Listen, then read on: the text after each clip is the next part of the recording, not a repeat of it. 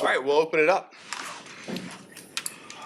Did you get the response you had hoped for from the players after making the comments about their practice habits? We had a good week. What impressed you about it, or what? We went back to work. And is there any thought of letting Tyreek shadow CD or any receiver for that matter?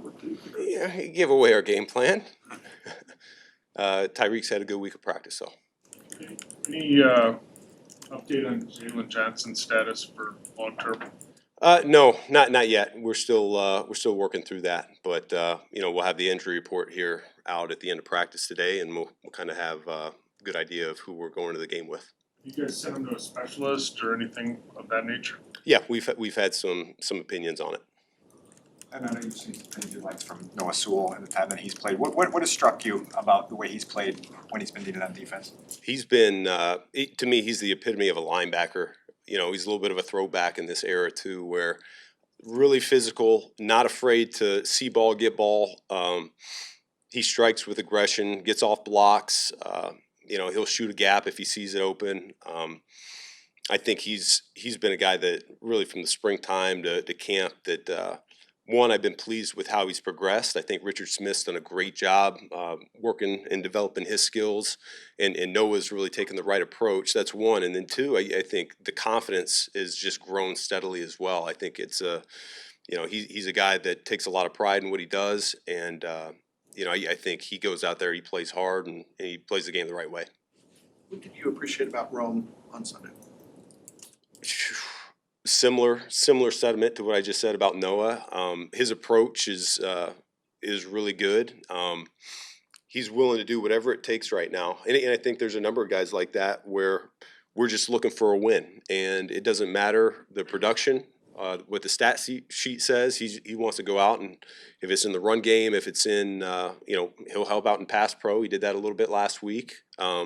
But physical nature, he wants to help set the tone for what we want to be about on offense, and he wants to do it the right way. Darnell's had a couple untimely penalties, but how do you evaluate his total performance from what you've seen from him in 2 games? I've been pleased. I think he's a really talented individual that shows up all the time. I got a joke right now. He's a little bit of a unicorn. The O-line, they take to it because he's got some rare traits that you don't see all the time around this league, and he can be effective in both the running game and in pass protection. And so he's a guy that we count on. We're trying to do some different things with him, move him around, give him in space, or have him pull a little bit, things that maybe he hasn't done a whole lot of in the past. But I think when you have a player of that caliber that has talent like him, that you do try to feature him on your offense. Where can Rome build on his overall game? How do you help him refine? Shoot. That's a good question because he really is to me. I know he's only a second-year player, but he's very much a complete receiver. He's willing in the run game, as I mentioned before, but as a route runner, he's got the ability to win one-on-ones. For a big, long guy, he's got the ability to change direction and separate, probably more so than a lot of the guys I've been around. And so when you have a guy like that can separate yet has a huge catch radius and can go up and get the football, I think it's a unique skill set. So we're still working through his route tree. There's a number of things that we've introduced to this offense that he's really taken to, and then we're continuing to push the limit each week and have him do some things that we haven't asked him to do yet also. So we're just going to continue to learn and grow together. And when you guys have false start issues, is that players being undisciplined, or is it part of your offense that they're still trying to grasp? Probably all of the above. It's something that it's been no secret. We had hoped we'd have been a little bit further along through camp in games 1 and games 2, just in terms of the pre-snap penalties and eliminating those. But I do think we've had a good week here and haven't had the issues that we've seen in the past. Left tackle, you left things very open-ended going into the season about your plans there that you'd be evaluating. Has Braxton convinced you, or is that still very much open? Yeah, each week we evaluate everybody on the roster, and so if a guy's playing well, we let them know that and say that they're playing winning football for us. And if guys aren't doing well, then we have to look into how do we help them and put them in a better spot to succeed, or do we need to get somebody else in there? So that's a conversation we have for every player on the roster. We'll see where we go each week, and you'll see on game day. What about specifically with Braxton? I mean, Joe Tooney is not at risk each week of being benched. What is your assessment of Braxton right now? Braxton he's doing a good job in terms of knowing the game plan. I think he started the first half of each game really strongly, and we probably haven't had the second half finish that we wanted. Ben, with a young guy like Ozzy being inactive on a game day like last Sunday, what's your message to a player like him or even Shamar on the other side of the ball as to what they need to do to get a game jersey? And then obviously with Ozzy, where is he in terms of the development track that you wanted to see? You're always the king of two questions, aren't you? And I keep forgetting like one of them, so I'm gonna. All right, Ozzy and Shamar. Okay. So no. All right. So with Ozzy, it's with all these rookies. We're developing trust, and so what do we do with Ozzy? We start him on the left side. We made the decision that wasn't the best spot for him. And so we moved him back over on the right side. He's getting better every day. Just made a comment to the O-line coaches this morning about how much improved he looks in individual and some of the run stuff that we're doing on Wednesdays and pads, and he's really showing up. So he's coming along, and there'll be a point this season where he's playing for us. Is that this week or is that a few weeks down the road? I don't know. But he's preparing as if he's ready to go. So we'll see there. Shamar, on the other hand, was a different story. He was dinged up there during camp, and so we didn't get to get good eyes on him in terms of what he could do or compete for a role. And so now he's been healthy. He's had a few weeks to get his feet wet, and we're developing more confidence in what he can do for us on the defensive side of the ball. What about with another young guy who got a few more opportunities last week? Yeah, he's another guy that the more reps he gets, the more trust we gain in him, and he just has a tendency to do the right thing. I think he's got a good understanding of what we're trying to accomplish. We always talk about the intent of the play, whether that's run game or pass game, and he seems to be ahead of the curve in terms of young guys grasping that. Were you guys inside yesterday? Did you want to work with more crowd noise? What was the intent for going inside? Yeah, I wanted to. Is the just getting the culture you wanted, the workout that you wanted, would you call that a heavier lift than you expected? I know you said you're happy with how everything went this week, but I'm just saying overall. No, this is normal. We're in a good spot.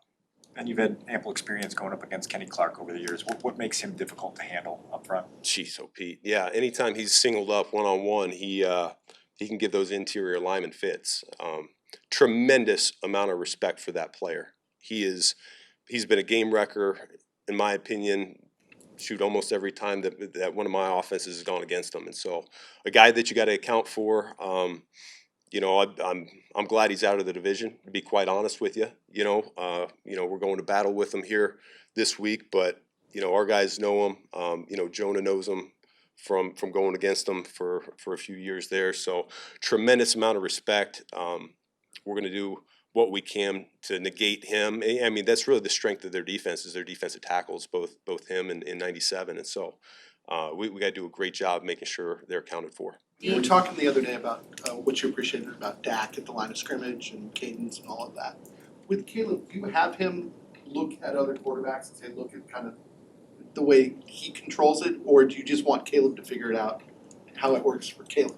Do you know what I mean? Yeah, there are certainly examples across the league that we look at and we take note of. I brought it up in the springtime in terms of footwork. Matthew Stafford was a guy that we talked about modeling in a lot of ways, and I think I do really believe the second part of what you said is true. Though we find our own way, we find what works for us. We're all a little bit different. We're not trying to mimic somebody necessarily, but we are trying to pick things up from them as well. So. I think he's done that. I think he sees that every week when we're watching tape. You always admire certain quarterbacks and how they go about their business. And, I've been really impressed with Dak the more I've seen of him here this week. A couple more. Are you guys interested at all in Clowney? Did that go anywhere? Of Clowney? Jadeveon Clowney? Nothing serious. Ben, DA talked about creating more one-on-one situations for Montez and getting him kind of more in a rhythm. Big picture question, how is that done when you try to create one-on-one opportunities for a pass rush? Same thing. You guys are you're trying to get this planned. Holistically speaking, how is that done? Yeah. Well, you certainly can move them around. If they have an idea of where he is, they may try to slide that way. Their protection and to try to help them out. And same thing when you have the chips and the nudges and the tight ends and the backs are helping out in pro, and they know where a player is, that can certainly help them out and to make sure they formate it the right way to help. But so moving around is one thing, pressure's another thing. Certain types of fronts can help out.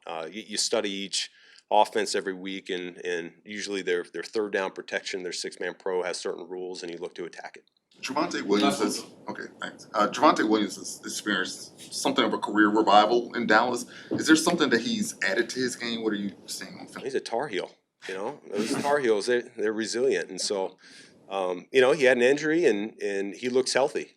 He's come back, guns a-blazing. I think, Declan Doyle talked about him in the springtime because he was with him in Denver, and he had a lot of respect for who he was as a person, and he's certainly taken off so far this year. And I think it's not understated. They have a new offense coordinator there in Dallas that has brought over some unique run schemes that really attacks fronts. He's done a great job these first 2 weeks, looking to get after things. So I think there's been a little bit more space for the Dallas offense when you're talking about the running game, and I think Williams is benefiting from that. Thank you.